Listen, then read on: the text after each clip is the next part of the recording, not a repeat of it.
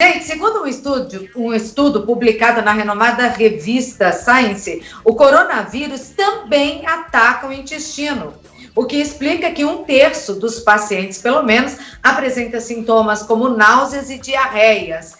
Bom, para falar comigo sobre esse assunto, hoje eu converso via Skype com o cirurgião do aparelho digestivo, Dr. Tércio Genzini, que vocês que acompanham o programa já conhecem bem. Boa tarde, Dr. Tércio. Está em São Paulo? Boa tarde, Claudete. Hoje, na verdade, eu estou aqui em Campinas. Ah, é? Eu vim aqui para Campinas, que a gente tem um trabalho aqui na área de hepatologia, transplantes e cirurgia oncológica. Então, eu estou aqui no Centro de Oncologia do Hospital Veracruz hoje. Estou falando aqui do consultório. Médico também não para, não. Aqui em São Paulo a tarde está meio carrancuda, eu falei, está meio chovendo, assim, chove, para, friozinho, né? Mas, doutor Tércio, o coronavírus, cada vez as pessoas vão descobrindo mais coisas e mais relações, né, entre vários órgãos do nosso corpo.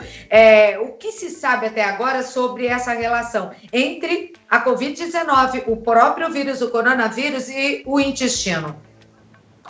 Então, Claudete, o coronavírus, ele é um vírus que, na verdade, é um coronavírus, é um novo coronavírus, né? Que ele é uma forma que está se revelando de agressão múltipla ao corpo. Existem casos de encefalite, que é inflamação do cérebro, de pericardite, que é inflamação das membranas cardíacas, o acometimento pulmonar todos conhecem, que é o principal, que é o mais grave, e todo o trato gastrointestinal também pode ser envolvido de forma semelhante com outros vírus já bem conhecidos, como, por exemplo, o rotavírus. Ele dá uma inflamação das mucosas e ele provoca quadros de diarreia e, às vezes, com a presença de sangue.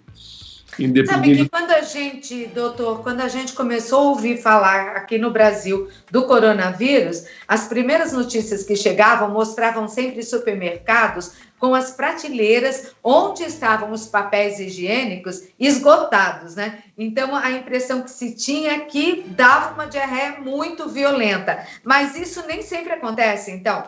Não, nem sempre acontece. 20% a 30% dos pacientes apenas que contraem pode ter algum quadro gastrointestinal e não são quadros importantes, não é esse o principal acometimento. Lembrando que 80% das pessoas são assintomáticas, então isso não vai ser uma coisa que vai impactar tanto. Dos outros 20% que sobram, 15% tem quadros clínicos, mas quadros clínicos que podem ser tratados de forma domiciliar. Em torno de 5% dos pacientes, eles necessitam de internação hospitalar, e aí sim podem evoluir para gravidades maiores, e aí estima-se que, se considerar toda a população, em 1 a 2% de mortalidade, ou de letalidade envolvida, né? Perdão, mortalidade quando se fala em população. Então, assim, os quadros... A questão do desaparecimento, duas coisas desapareceram das prateleiras, né, naquela fase inicial, que foi a água e o papel higiênico. Uhum. Eu acho que foi mais uma questão do confinamento, do medo do confinamento, ninguém sabia quanto tempo ia durar esse confinamento, e as pessoas interpretaram esse confinamento como um enclausuramento, então elas pensaram, poxa, eu vou ficar enclausurado dentro de casa, eu tenho que ter essas coisas básicas, né? E aí, por isso que desapareceu o papel higiênico e água. Mas lembrar, viu, Claudete, muito importante, o confinamento, o importante é o distanciamento social, não é um enclausuramento. As pessoas que estão se enclausurando, elas estão prejudicando a sua saúde. E quando elas forem expostas a esses vírus, elas estarão em piores condições para enfrentá-lo.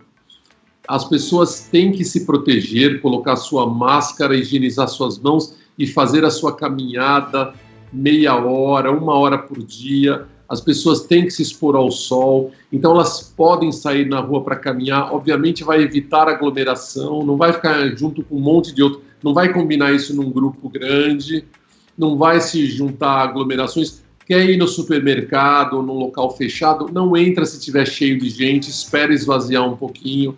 Então é uma questão de consciência para manter o distanciamento e a proteção, mas ninguém tem que ficar enclausurado em casa. Mas o que nós estamos vendo, ao contrário disso que você está falando, o medo é tão grande que a gente já citou várias vezes aqui no programa, até tratamentos, né? Que devem ser contínuos, as pessoas não buscam mais, né? Estão deixando de tomar remédios ou consultar seus médicos. Mas mais que isso, doutor Tércio, esse enclausuramento em que a pessoa se colocou por medo também, receio da Covid, afinal de contas, os números, né, de mortos assustam, e aqui em nosso país, a cada dia, onde tivemos mais um recorde aí de número de mortes, e as pessoas estão estressadas. Elas estão estressadas entre si, na casa, no ambiente familiar, elas estão estressadas porque mudou totalmente a rotina. E eu me lembro que em várias entrevistas que fiz consigo, a gente sempre falou sobre, por exemplo, a gastrite nervosa, problemas gastrointestinais relacionados ao estresse.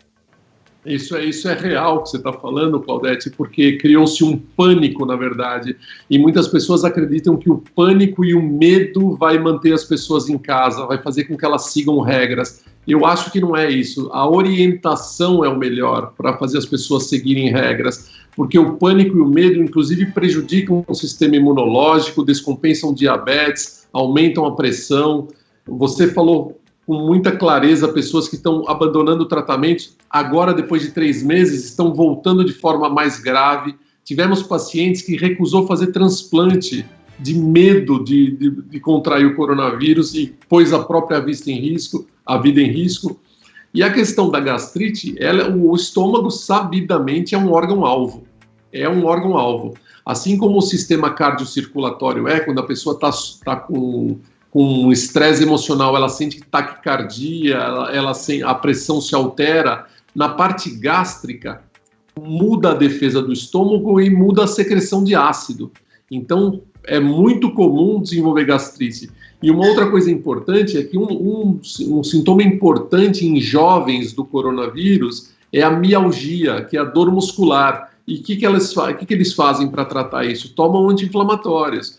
Então já tem a questão emocional envolvida, em todas as idades, porque o jovem tem menos medo de morrer do que o idoso, mas ele está com medo do emprego dele, está com redução do salário, tem que cuidar dos pais, um monte de coisas envolvidas, e aí ele tem uma dor muscular, alguma mialgia, ele vai lá, toma anti-inflamatório, então ele associa muitas coisas, muitos fatores agressores, além do que mudaram-se os hábitos, mudou a alimentação, mudaram os horários, então tudo isso certamente afeta o estômago. O que tem que se fazer? Primeiro, controle emocional. Tem que entender que é um vírus que não é um vírus que vai aparecer em você sem ninguém colocar dentro de você. Então, é um vírus que é uma questão mecânica. Você tem como se proteger dele. Você usando máscara e não colocando a sua mão não higienizada no seu rosto, você está protegido. Então, as pessoas têm que considerar. Existe a proteção. Tanto que o que se espera agora é que, com tanta proteção contra o coronavírus, diminua a incidência do H1N1. As outras gripes vão diminuir, vão reduzir. Por quê? Porque está todo mundo usando máscara, higienizando mais as mãos. Além disso, Claudete, eu recomendo um período no dia de distração. Eu recomendo que as pessoas não foquem muito na questão das mortes. A gente está vendo muita morte na TV, mas tem muita gente ficando boa também. Eu abro, às vezes, a internet e vejo covas, muitas covas, fotos de covas sendo cavadas, e, nossa, isso é uma coisa que impressiona muito, né? Então, não foquem tanto nisso, foquem em distração, boa leitura, boa música, bons programas que trazem coisas alegres, trazem novidades, trazem ideias, e façam também atividade física, além de equilibrar a alimentação da melhor forma possível. Eu adorei esse bate-papo, esse alerta. Eu ia te pedir um alerta, você já fez, aí para o nosso público, porque, 3 meses já foram, né, pelo menos aqui em São Paulo, dessa quarentena. Daqui a pouco, você vai pensar, nossa, fiquei 3 meses em casa e o que eu fiz? Só fiquei ligada, né, nas notícias ruins, nessa coisa, nesse estresse, só piorei a minha saúde, não fiz direito, não segui a regra, o que os médicos tinham dito dos meus tratamentos. O tempo passou, que o tempo passa rápido mesmo, e a gente vai perceber que poderia ter feito outro tanto de coisas. Adorei falar com você. Obrigada, doutor Tércio. Obrigada pela participação aqui no nosso programa mais uma vez e até breve em Aparecida.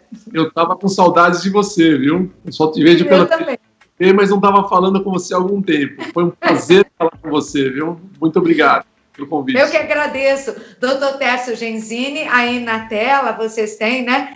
Como entrar em contato com o doutor Tércio, que também no Instagram, no site, tem várias informações, não é, sobre os problemas intestinais, gastrointestinais, fígado, transplante. É um dos melhores médicos de transplante de fígado do Brasil, com certeza. Muito obrigado pela presença.